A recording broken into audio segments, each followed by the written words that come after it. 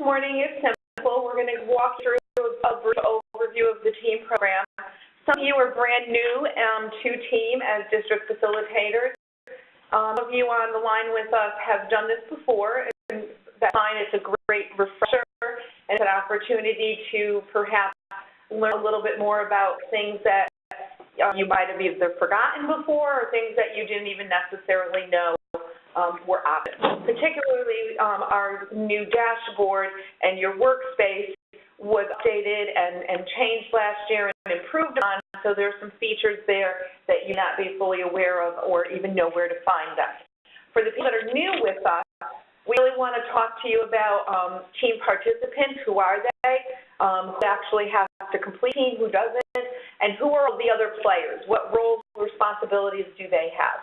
We also want to talk about, as the district facilitator, what your responsibility is for oversight and accountability in the team program. Basically, you are the person that all of the responsibility falls upon. So what are those things that you need to be aware of so that you can make sure that things are happening in a timely way and that you are accountable to all of the things that are required to be done for beginning teachers, and things that need to be reported back to us at the state. And then I want to share with you some best practices that we have seen districts engage in over the course of years that we've been working on the team program. So I'll start this morning with the purpose of team. Team really is about the induction, as I said in the opening. It is really about providing our early career educators with the support they need so that they can grow and develop professionally and become effective educators. One of the key goals of the Connecticut State Department of Education is that we will have great teachers and leaders in all of our classrooms. In order to help get our teachers to the point where we are really talking about how great and effective they are, we need to provide them with that support early on. Also, as an induction program, is designed to ease that transition into the teaching profession. We know that teachers, through all of the research that's been conducted, through numerous conversations with beginning teachers, with teachers who have decided to stay in the profession and those who have decided to leave, that the one reason that they cite as the reason either for staying or leaving is the support that they received, both from their colleagues as well as from their administrators. So in order to retain effective teachers and to make that transition smoother, our induction program in Connecticut is designed to help provide support teachers that make them feel that they are well supported. So is designed to help them develop their skills as reflective practitioners. We know that teachers who reflect on their practice on a regular basis are also able to be more critical about assessing what is working and what is not working. They are more knowledgeable about the standards for what good teaching looks like. And they are also committed professionals, and they know that lifelong learning is a part of this profession. In addition to the thing about working in the classroom and working with our students, teachers have professional responsibilities that extend beyond that classroom.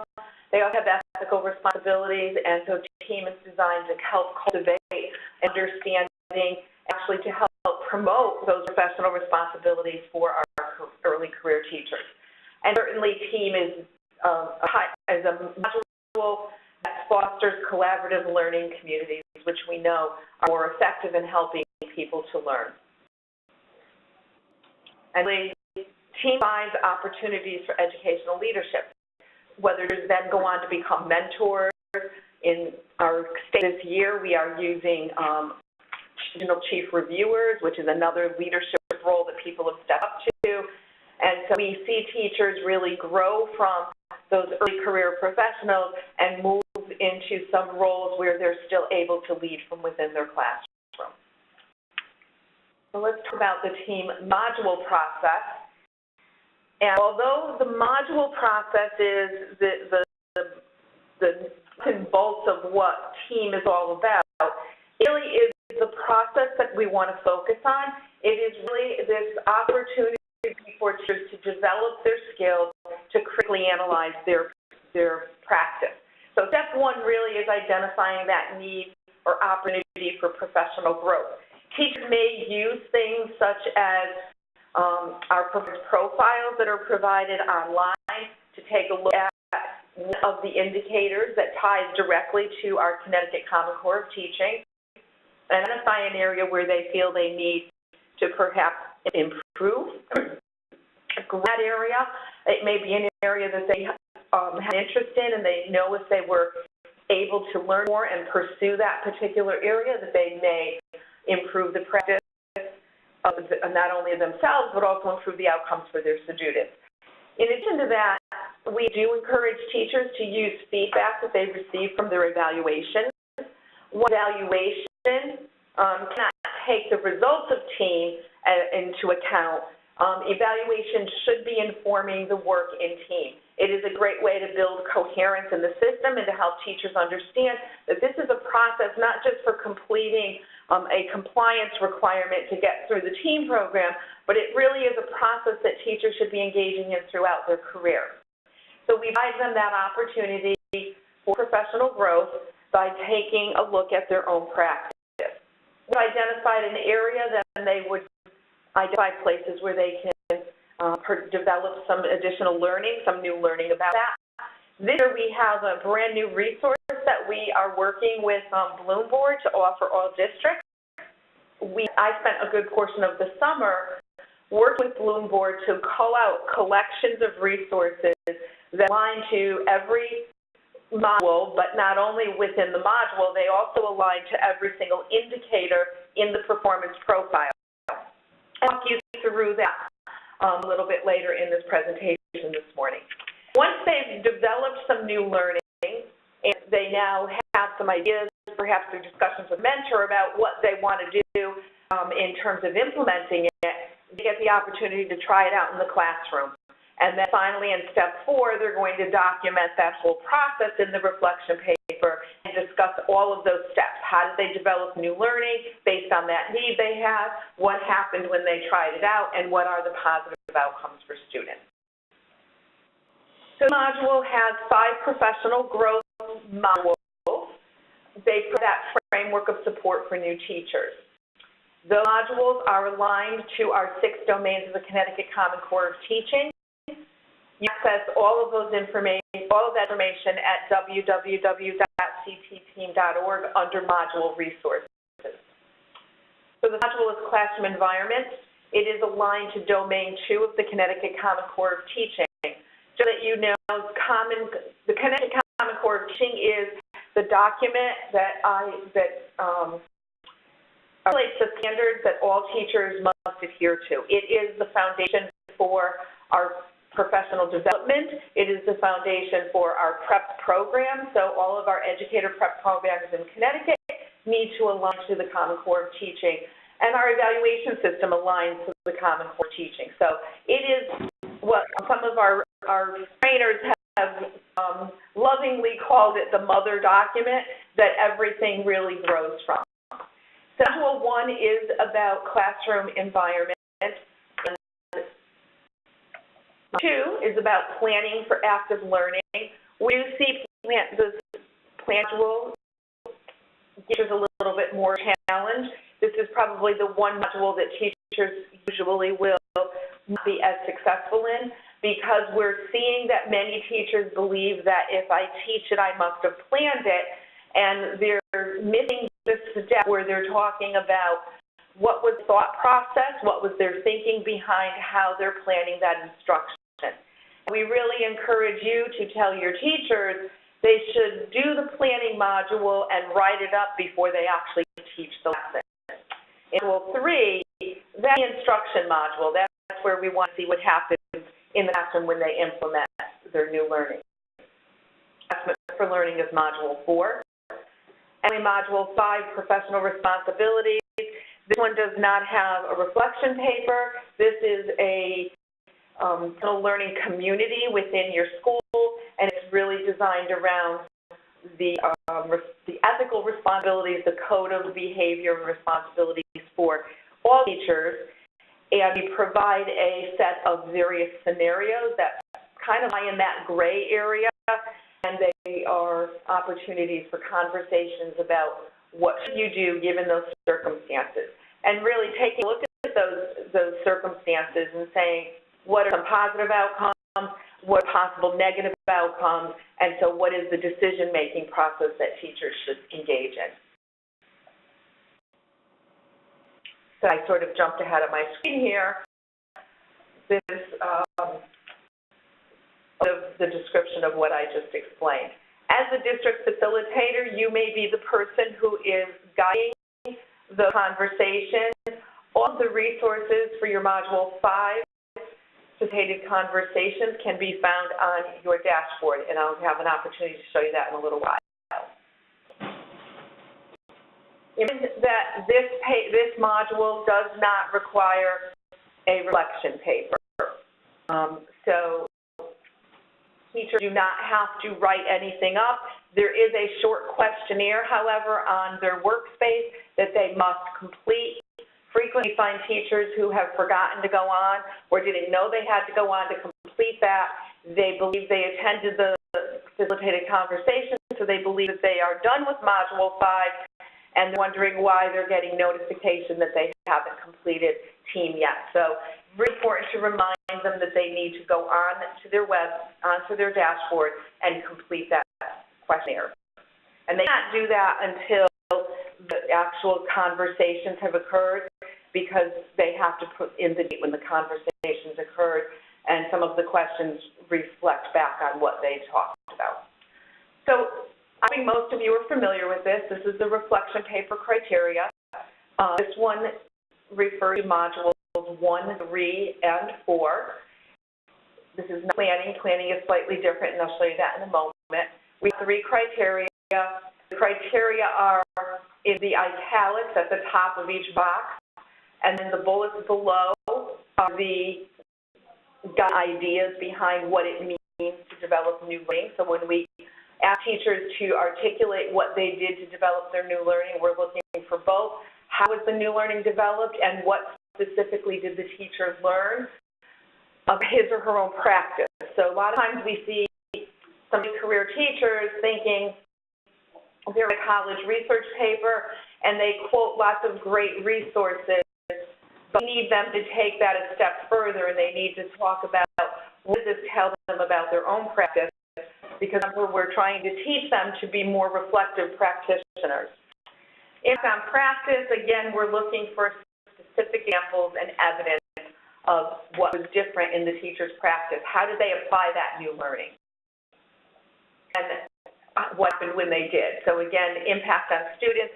Frequently, this is a criteria that teachers have to go back to redo because they give us very general statements. We need them to be specific and give some really good description so we can get a picture of what's actually happening in the classroom. Module, I'm going to skip to the impact on students. This is where it differs. Because they have not taught and we don't want them to teach, we're asking them to really describe their thinking about what they anticipate students are going to do as a result of this particular lesson or series of lessons that they're planning. So it really is about thinking about how is the strategy that they're implementing, what will that impact be on students. Talk a little bit for a moment about roles and responsibilities. These are all of the players in the team program. I didn't mention before, but you'll notice at the bottom right of the screen, TPM stands for Team Program Manual. And on each of the slides, I'm referencing for you where you would find this information in the Team Program Manual. If you don't know what the Team Program Manual is, I like to refer to it sort of as the Bible of Team. It's everything that you need to know about effectively running the team program.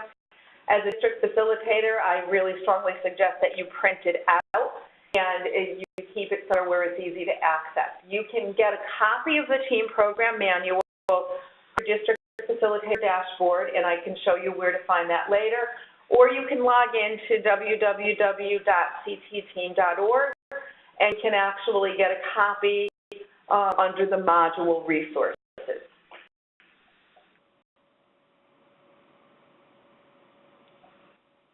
superintendent really is our first line of contact with team, and the superintendent has a few critical roles. The first is that the superintendent is responsible for appointing the DF.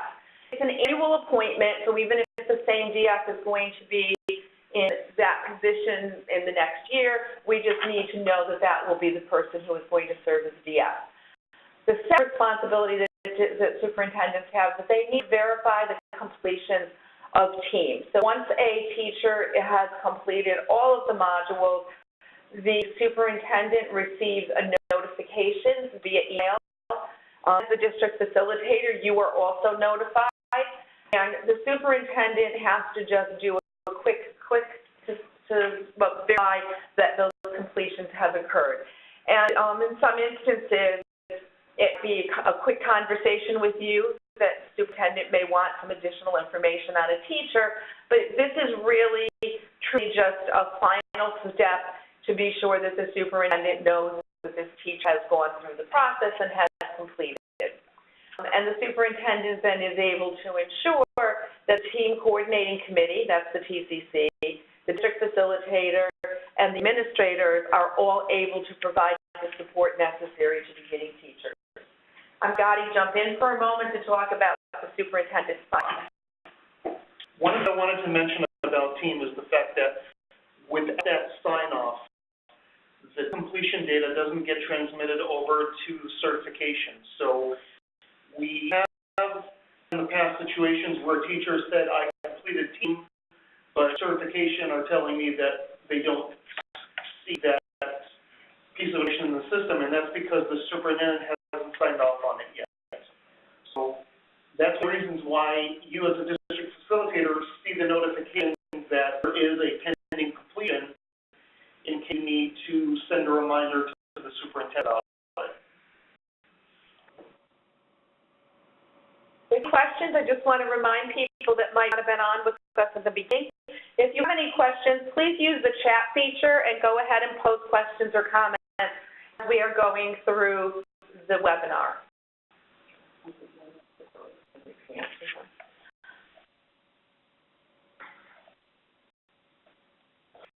Facilitator. This is probably the most critical role in all of the team program.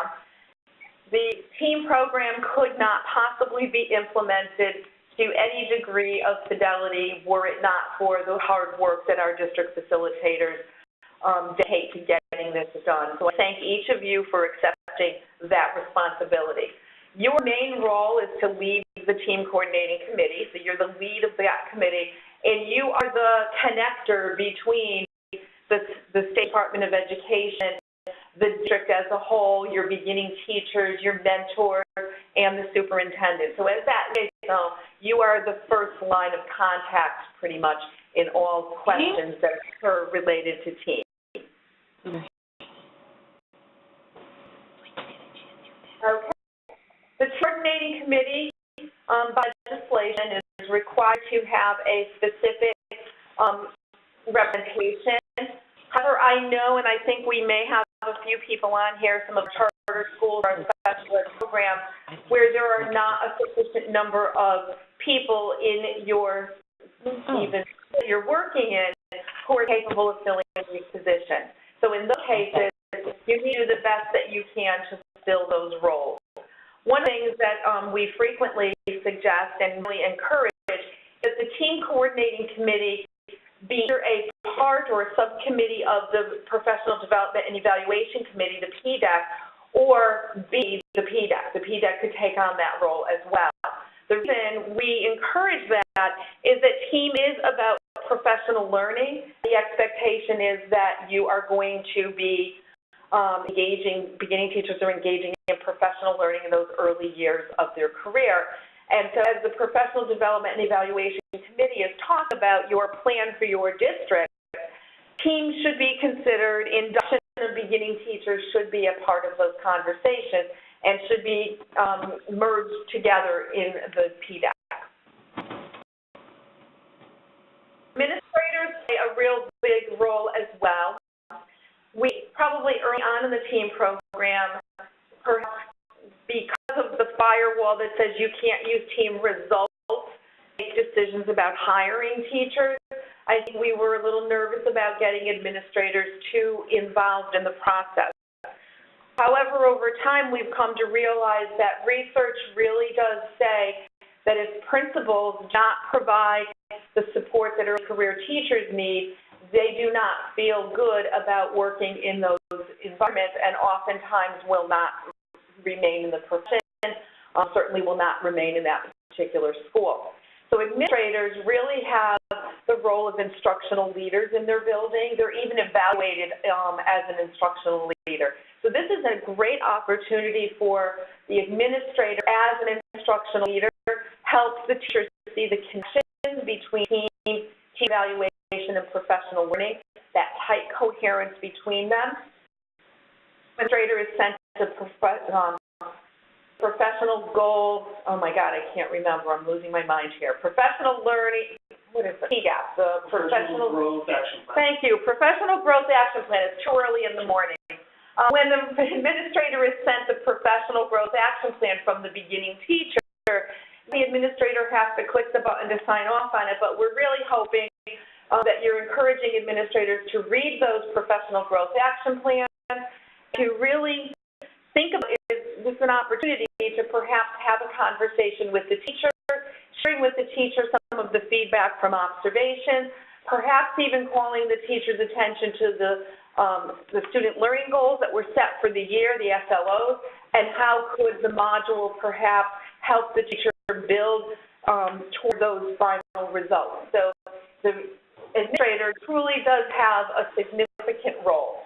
One other thing I want to mention is the fact that in some cases, the PGAP also requires certain resources and wants the principal to make sure that these resources are available and maybe even let the teacher know that there are additional resources that support this action.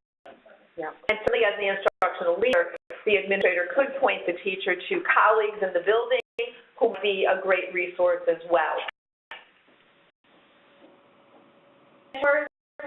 Are, again, probably another one of our key resources. Without good mentors, the teachers will flutter through the process. For the most part, over the years that we have had a team program, we have seen outstanding results with teachers who have strong support from mentors. Certainly on the other end of that spectrum, we have seen teachers have struggled terribly and have left the profession because they did not have the guidance and were not able to get through the entire program. So mentorship is key. Who you decide to select as mentors and how you pair those mentors with beginning teachers is an extremely important piece of the whole picture of how teachers are going to be supported. As a part of your district plan, your team coordinating committee has articulated what your process is for recruiting and selecting mentors. I want to point out that when teachers are trained to be mentors, they're also trained to be cooperating teachers, so they're able to take student teachers. So even assign, even to recruit people that you're going to use as cooperating teachers, it's very important that you have a process that is articulated within your plan. Requirements, according to our statute, is that they have to have either a provisional or a professional educator certificate and a minimum of 3 years of teaching experience and at least one of those in the district where they're presently employed. They must go through a team training. At the moment, our trainings, which were at one time supported by the State Department of Education, but as you know, the budget has not yet been passed in the state, and we currently are still in limbo, waiting to find out what is going to happen with the budget. In the meantime, our reps have still been continuing to offer training, and unfortunately, there is a cost to that training. So the initial support teacher training, where mentors and cooperating teachers are trained for the first time, is a 3-day training, and they're expected to be updated every 3 years. Beginning teachers have to be assigned, all beginning teachers, who are required to participate in team must be assigned a mentor. We strongly encourage that mentor is assigned within the first 30 days of hire. The sooner you assign the mentor, the sooner the teacher will be provided with that support. When I was in a district teaching and I was a mentor, I liked to even know in the summer before school began who I was going to be mentoring so I could reach out to build that supporting relationship and really get to know the person. And those opportunities were wonderful, so you could meet over the summer and talk about what was going to be coming up. Also get to know each other. The rule requires that mentors only be assigned to beginning teachers. If they need to be assigned a third, you are supposed to contact us at the department so that we can give approval to do that. And there is no allowance for assigning more than that. However, if you are using a mentor who has no classroom duties, or you're using a retired mentor who has agreed to come on and do the mentoring for those beginning teachers, we do allow them to mentor more than the 3, but they have to call us to get that set up. The expectation is that mentors are going to provide 50 hours of support over 2 years in the case of a 5-module completer. That averages out to about 10 hours per module. We know Module 5, for example, is not going to take 10 hours. We know Modules 1 and 2 probably do take even for more than the 10 hours each, and the others, as teachers get better at doing it, don't require as much time. However, those hours of mentorship should also include the instruction pieces. So acclimating teachers to the building, introducing them to staff, helping them set up their grade books, helping them understand how to conduct parent conferences. All of the things that a good induction program should incorporate should be part of those hours as well. So 50 or above, so it's a minimum of 50.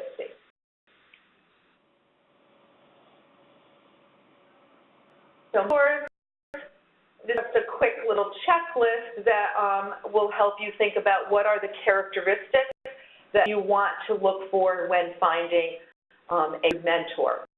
And so when you're matching them, you want to be sure that you're matching people perhaps that are in close proximity to each other. Grade level content matches are wonderful. People who perhaps share similar backgrounds that can relate to one another, because the key is building those trusting relationships. What's going on here? I'm going to turn this over to Gotti. He's going to talk to you about who is required to be in team. Okay, let's start with the certification requirements. Teachers who participate in team can only hold one of 3 certificate types. Now, that has changed from the past. We have a 4th category, but that's no longer the case. Now, to participate in team, you have to hold a certificate that has the words initial educator. The initial educator, and the non-renewable. But the words initial educator have to be on that certificate. So that's the first part. The second part is non-endorsement codes participate in team. So that's why we have a list that is in the team program manual on Appendix B, and it's a list of all the endorsement codes that participate in team and how modules are required by that teacher, because not all requirements or not all endorsements actually require 5 modules. Some of them require only 2. The next part is the assignment. If you're not working with students, there's no way you can complete teams. So then we actually look at the assignment that the teacher is in before we can determine if that teacher needs to participate in teams. One of the things that come up often is the fact that a teacher may be entered into EDS, but there's a problem with the assignment code, meaning there's the wrong grade level or something that the teacher put in the wrong code by mistake. So the system doesn't see a connection between the endorsement and the assignment. There will be a problem enrolling the teacher in team, and normally that's where you would contact me and let me know that you have a teacher that's missing, I would go and do some digging and figure out what's causing the teacher not to appear on your dashboard. The length of duration. Long-term subs who hold initial, if in the same classroom position for 10 months, need to participate in the team. Others also need to participate in the team if they're for the full year, but I just want to emphasize that long-term sub aspect because there are teachers who hold initial, but the subs in ES, and they have to participate in team if they're for the 10 months. If you have a sub who's jumping from one assignment to the next, that teacher is not there for 10 consecutive months. So that teacher does not have to participate in team. But what we ask is that you do not enter the teacher as a 10-month assignment, is that you actually break it down into the individual assignments, especially if it's 3 months here, 4 months here. Because if we a full assignment that's 10 months, we will automatically enroll the teacher in team. Okay, so this is the list that I was talking about as far as the endorsements, and as you can see, it's Category 1, Category 2, and the third column are teachers that are not required to participate in team. The recent changes is the fact that specialists are now required to participate in team. One I wanted to mention actually in the previous slide was the fact that we used to have a temporary 90 days in team. That is no longer the case. So one of the questions that I get asked quite often is, I have a teacher that I think has to be in team and I'm not seeing them. What's the reason? The certificate type is the major here, because if you hold a provisional, or if you hold a DEP, which is a permit, or if you hold the 90 days, all those situations you're not required to do team. It's only those 3 certificates that have the words initial educator on them. And now get to EDS. One of the things that we've noticed since EDS replaced ED 163 is the fact that HR still getting acclimated and are learning how to use EDS, and some of the HR people who are newer to the job are missing something. So I want to bring out to your attention what EDS looks like, because not all of you know what it is or know what it looks like, and I want to show you something that would be very helpful to troubleshoot in case a teacher is missing. So the first box that you see on top says educator detail. I sort of call that the demographics because it's the birth, gender, stuff like that. And that is something that comes from the certification system. And one of the things that I want to point out is in that top box you can see the teacher's EIN, identification number, and that is the bit of information that ties all the systems together. So even if someone changes, their EIN will never change. So I'm doing a webinar. all the systems communicate via. I don't know how can I get on what I'm going to ask you. Yeah. Mute your phone, If you want please. to call myself.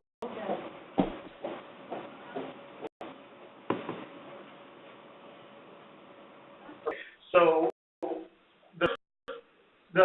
okay, the top box. The EIN is what ties everything together. So if names or anything like that do not affect EDS. So it's something that I'm going to repeat again and again. If you need to look up something, it's easier and faster for me to use EIN. Box is the district registration details. Then you actually teacher to your district. And you see all this mentions is the duration of the assignment, and FTE, and that's pretty much it. But we don't know what this teacher is teaching. The assignment, which is the third box, that I see quite often that is missing. A select teacher from certification, they add them to the district, but they don't put a classroom assignment. If the classroom assignment is missing, teacher will not appear on your dashboard. So a large number of cases, when I'm asked what's going on, why is this teacher missing, it's because HR skipped the people entering that third box. And that's as far as EDS.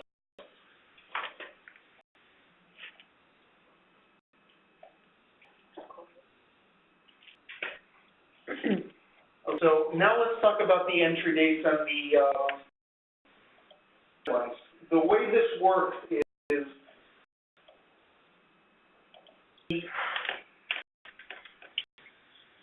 information that comes in from EDS.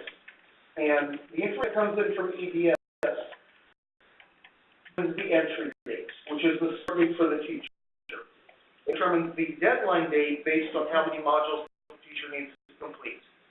So teachers that are in the category 1 and have to do 5 modules are expected to complete two reflection papers a year, and 5 can be done at any year, but we hear from other districts that the best practice is actually to start with module 5. So we're expected to complete team within 2 years, but we have a third year as a cushion, and that is the actual deadline. The completion date is 2 years from the start. The deadline is 3 years from the start. The way we determine the entry date is based on the first time that we see a teacher in a team-compliant assignment.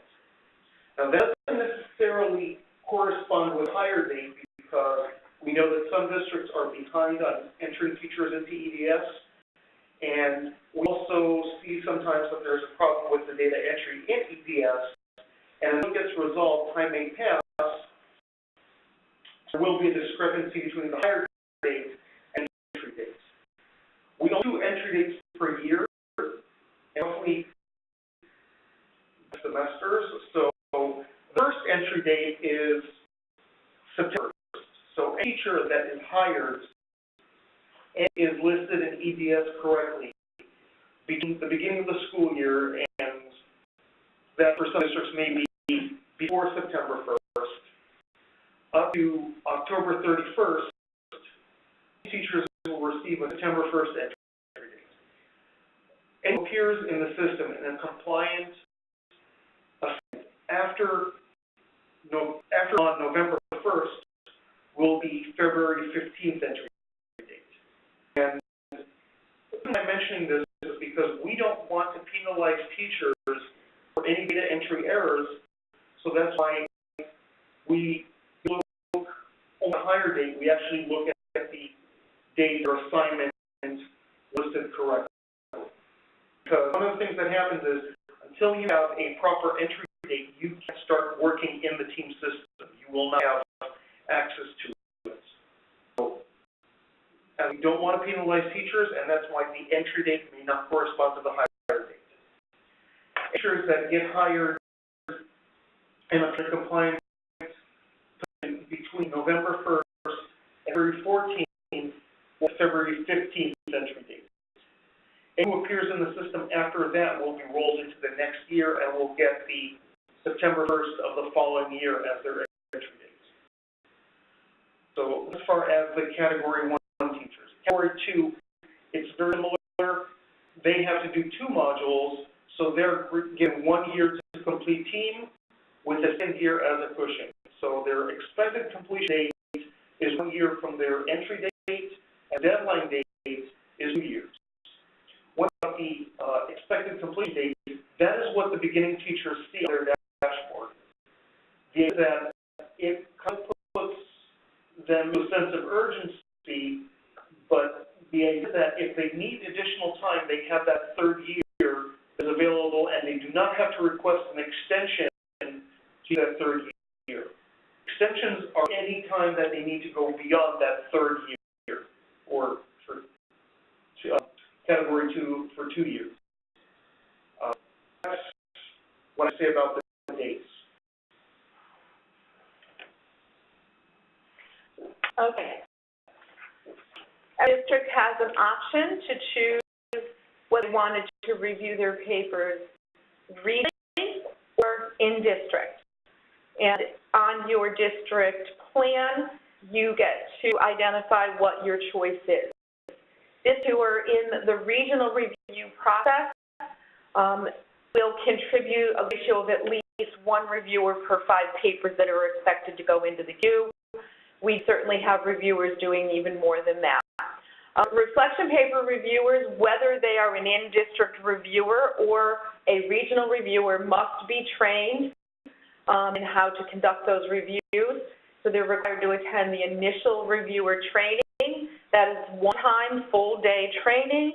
And after that, they must complete an annual update, which is online. They don't need to go anywhere. They can do it at their own pace. In order to be eligible to review papers, they have to complete that training within the same year that they're reviewing papers. Sometimes we've run into problems because viewers waited until May to complete the online update training, and then they are confused as to why they have to redo it again in September in order to review papers for the coming year. So that training, that update needs to occur in the current year that they're reviewing papers. We have a role this year. We have something that we are calling regional chief reviewers. Previously, our chief reviewers were just our field staff from each of our reps and some of the consultants at the Department of Education. We, again, had to make some adjustments due to budget, but also believe that we have been reviewing papers for a number of years, that we have highly trained reviewers in the field. We had approximately 45 reviewers be nominated by their district facilitators and step up to become trained as regional chief reviewers. And every single one of them has been extremely excited about the training. They're all in the process of reviewing papers that are not successful, and they are able to network with one another. In the past, we had something we called Phone a Friend, where you could call the rep field staff to get some assistance. Our regional chief reviewers are now able to support one another as well as be supports to other reviewers in the field. So it's a great opportunity. It was a professional learning opportunity for them to enhance their skills and dive deeper into the reflection paper process, but it's also building capacity for every district that has had regional chief reviewers trained. If you have reviewers in your district that make good regional chief reviewers, I ask you to send them their names and email addresses to me for the next cohort I'll be training. I have trained a total of 5 cohorts. Program oversight and accountability. At the beginning of the session this morning, I talked in the agenda about your responsibility as a district facilitator to ensure that everything is being implemented with fidelity. So key points that you need to be sure are happening is whether teachers are being registered in the state EDS system so that we can properly identify who is responsible for participating in team. In some instances, you may be the person who's entering the data into EDS. In instances, it may be somebody else in your district. It's really important that you know who that person is and that you're able to check in with them to be sure that everybody has been entered correctly. Frequently, when you are not able to see a teacher on your dashboard or you're not able to see an administrator, it frequently goes back to the fact that data was not entered correctly or perhaps was not entered at all into EDS. So Gotti would be the person you would call if you're not able to find teachers. And almost, I would say about 90% of the time, Gotti, he's able to show you the thing he showed you a little while ago where that information was missing. He's able to trace it back to an error in EDS. We ask you to please find mentors within those 30 days. It's a law, but it's good practice, and it's really important that the teachers have somebody who they can be matched up with. I mean, as soon as you can get them matched, that's great. Getting the mentors assigned in is the responsibility of the district facilitator. Sometimes you're not able to make the match because you mentor in your mentor list, but when you go to match the teacher to the mentor, you can't find the mentor. The problem almost always is that the mentor has not logged into their account or even created an account yet. So the first time you are going to make those matches, if you can't find the mentor, you need to check with the mentor to make sure that they've actually opened up their account and logged into it. You are also able to monitor completion of the mentor and beginning teacher meeting logs. Make sure that they're entering that data, because those logs are the only way for us as the department to monitor whether or not the mentoring hours are being met that really meet the requirement in order to receive the stipend. So as the district facilitator, you have a huge role in making sure that those logs are being completed. Adherence to established timelines. Those are the dates that Gotti was reviewing. Are teachers on track? We really strongly encourage you to check in.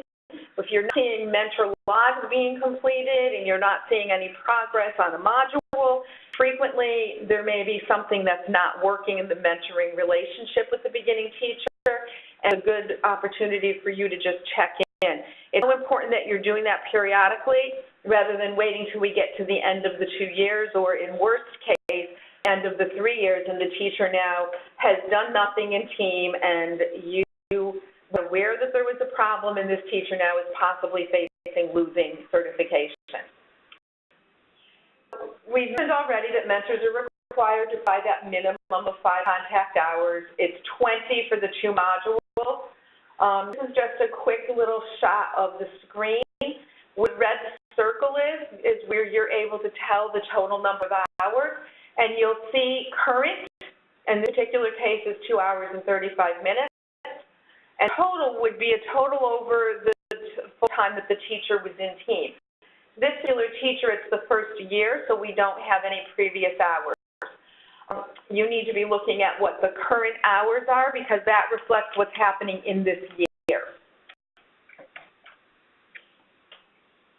You'll be able to go into the mentor meeting log and take a look at what's going on.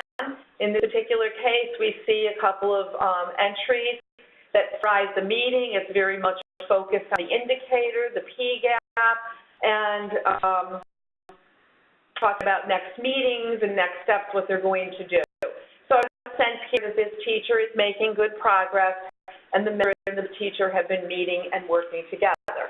Sometimes the descriptions might be about the general things that induction requires. So it could say that they met to talk about how to set up the gradebook, or they met to talk about the parent conferences and how to schedule them, and what are some of the key points that you want to focus on when you're talking to parents. So the meeting log does have the option for entering some of those regular induction pieces as well. It does not only have to be related to the team.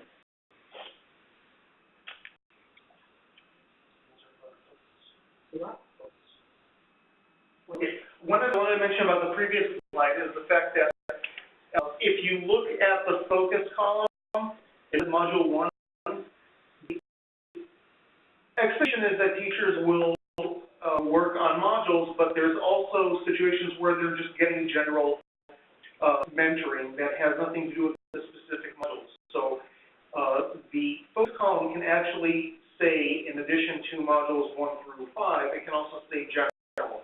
So we're the fact that not everything is tied directly to a module, and that's why we have that option of entering general as one of the options. That would be your induction activity. So the module workspace, dashboard, and tools have multiple purposes.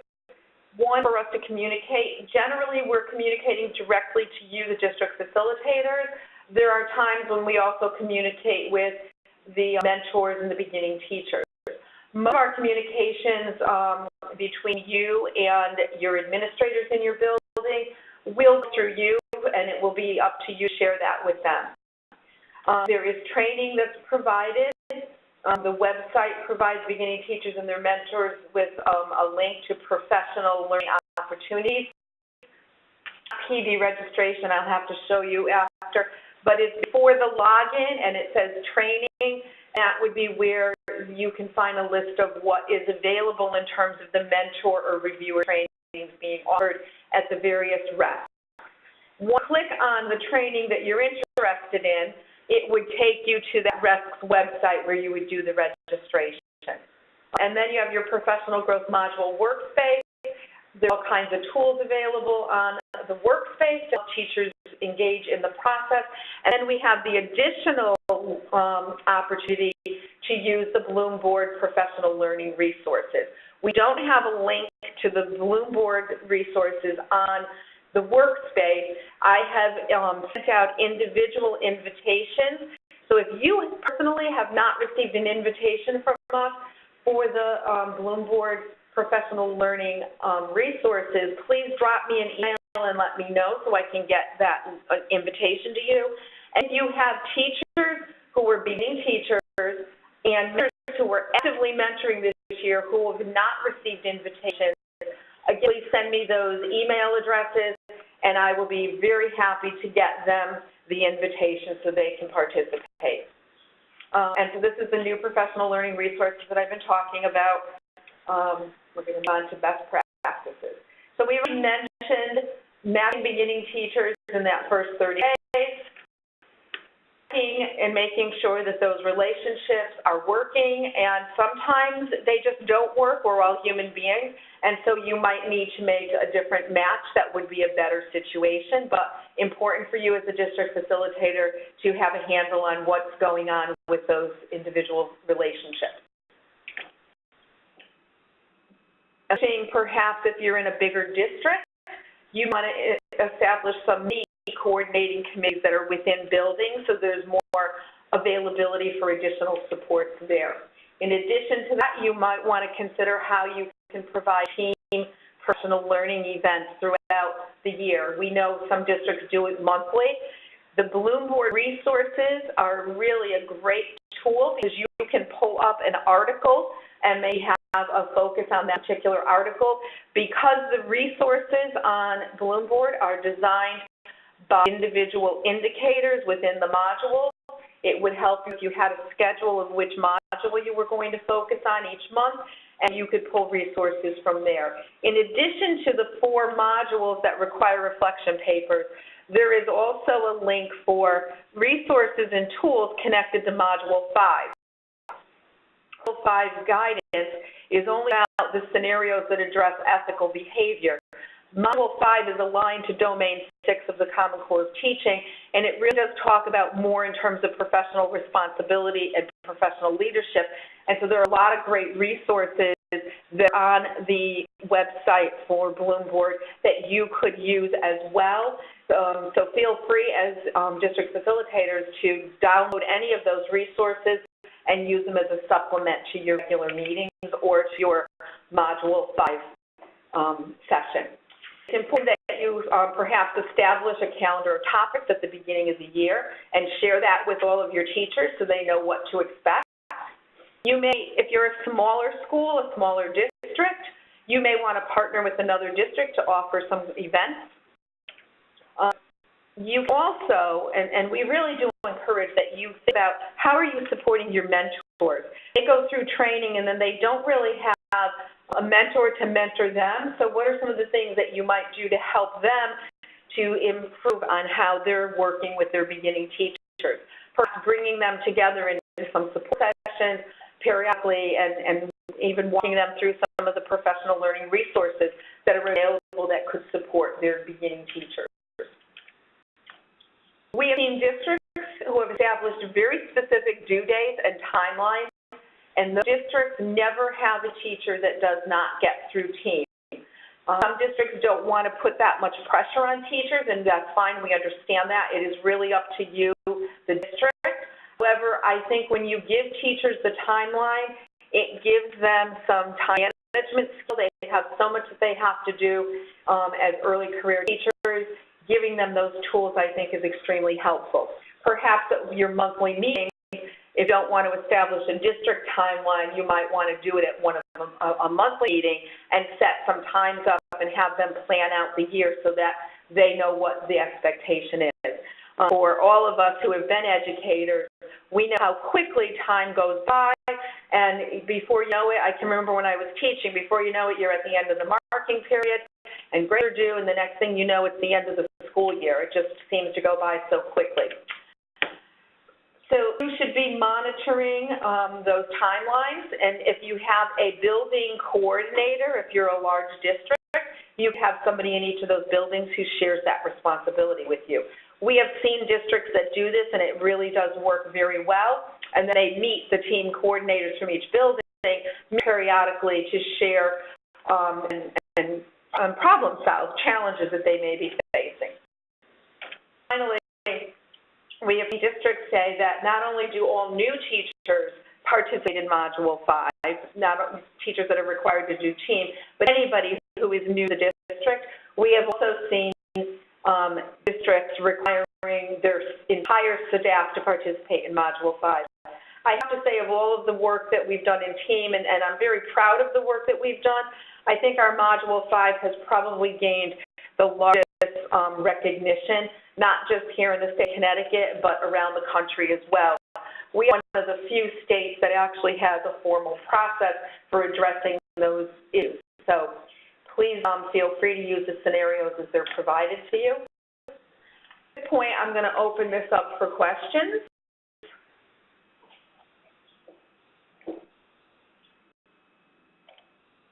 Good, it's nice that we're trying to provide every month that we're trying to do this. And they're not. Maybe when Kathleen replies back, they can set this up every month. Should we set up a morning meeting once a month? Do we have questions?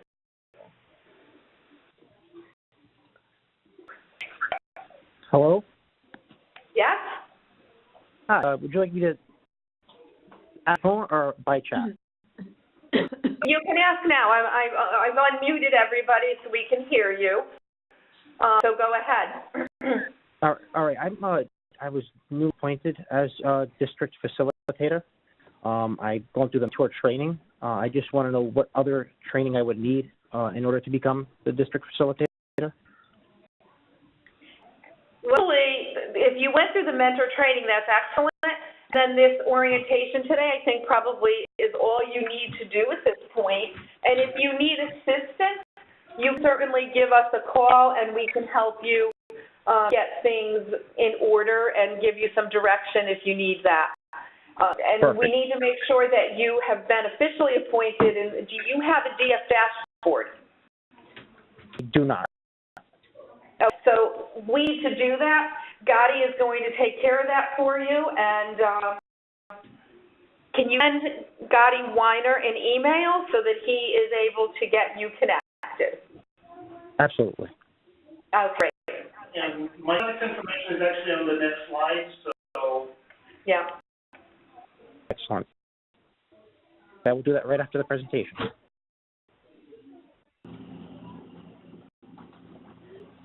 Other questions? I just want to share with you before we log here this morning is www.ctteam.org will bring you to this page. There are all kinds of resources right here before you even log in. One of the things that's brand new, and I really encourage you to take a look at this, is the FAQs. We've added to the FAQs. These are the frequently asked questions, particularly divided by audiences. And so sometimes when questions are arising, the quick answer is to go here. You can find this information. This is different than the Q&A that's on the DF dashboard. And we're going to actually get this onto everybody's dashboard eventually so that they'll be available. But this is a great resource to go to find out quick answers to pretty much the questions that come up all the time. In addition to all of that, you have training is listed here. This is where you find out where all of the training is. And so the training descriptions are here, upcoming training dates are here, and then you would merely just click on where it says to register, and that would take you to where you need to go. Let me get into my actual account here.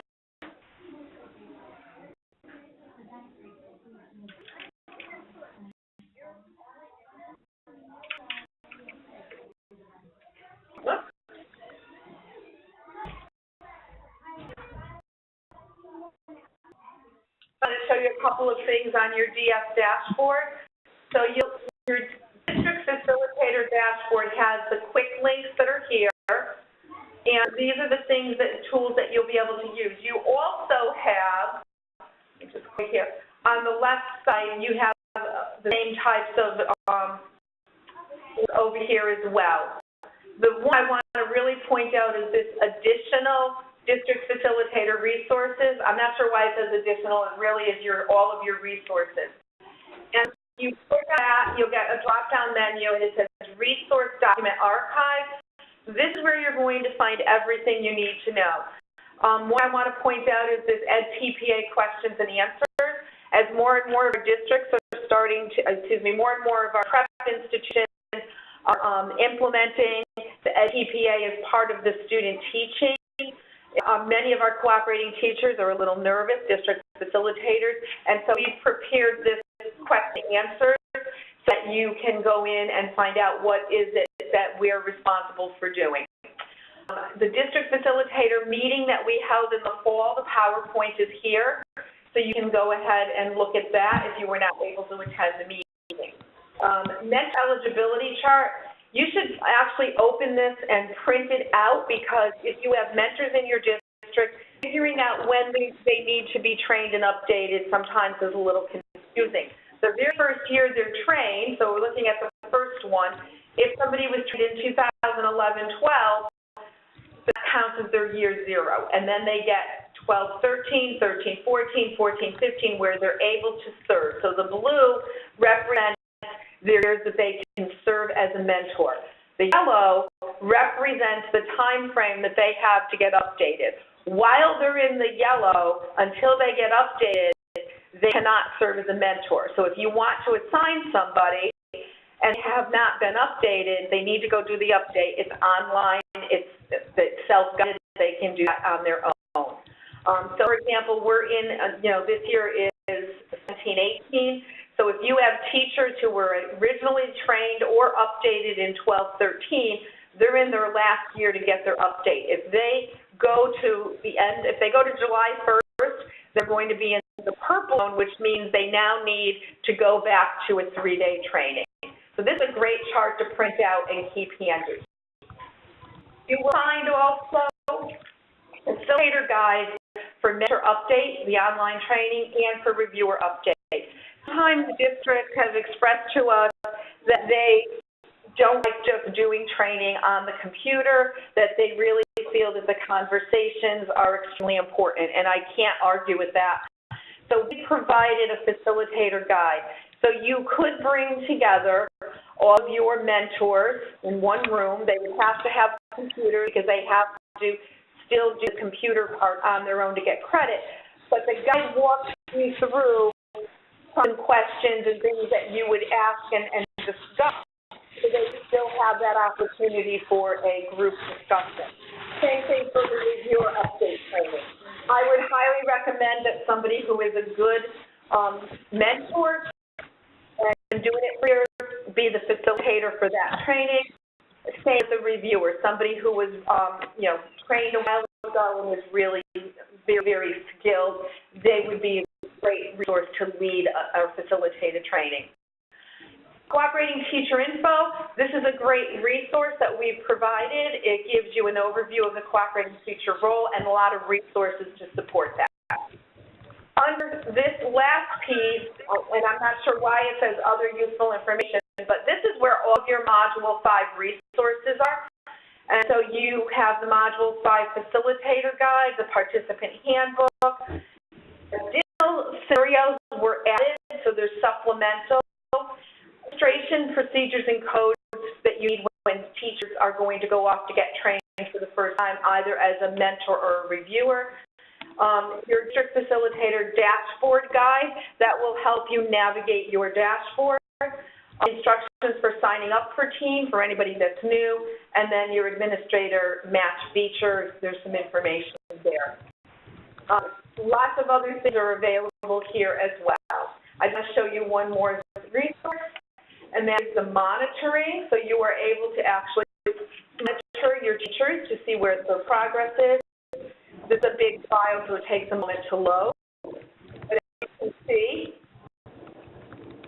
I want to show you one that was one that was already. So let's go here. Okay, let's take a look at Matthew. Matthew has 3 modules completed. If I look at the meeting log, I see last year the total number of hours was 20. I'm a little concerned because we're heading into November and I see current 0, so nothing's happened this year. So I might want to check in to find out why are these other modules not done yet. Then I realize, oh, wait a minute, this is a 2-module requirement, so this one actually did what he needed to do. So let me find, I have a 5 here. Here we go. Here's a 5-module requirement. We see 3 modules are complete. Only 4 hours and 30 minutes have been logged. There's 0 for this year. So again, I might want to check in to find out what's going on with this teacher. So if I click on the meeting log, I can see there's an awful lot here. And there's 8 entries altogether. This probably reflects last year. If I look at the dates over here, I can see that that was all last year. Nothing is going on this year, and I probably would want to go back and check in with this teacher. So, any questions at this point?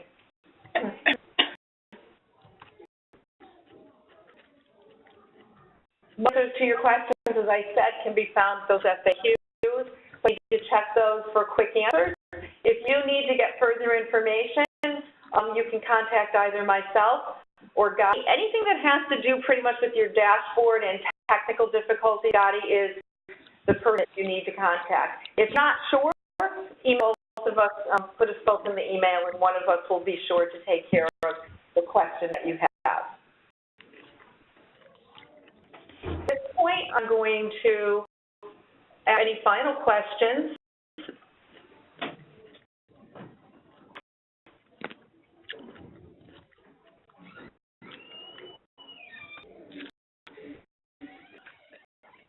I hope that this was helpful, and certainly if you need any further assistance from us, please don't hesitate to contact us.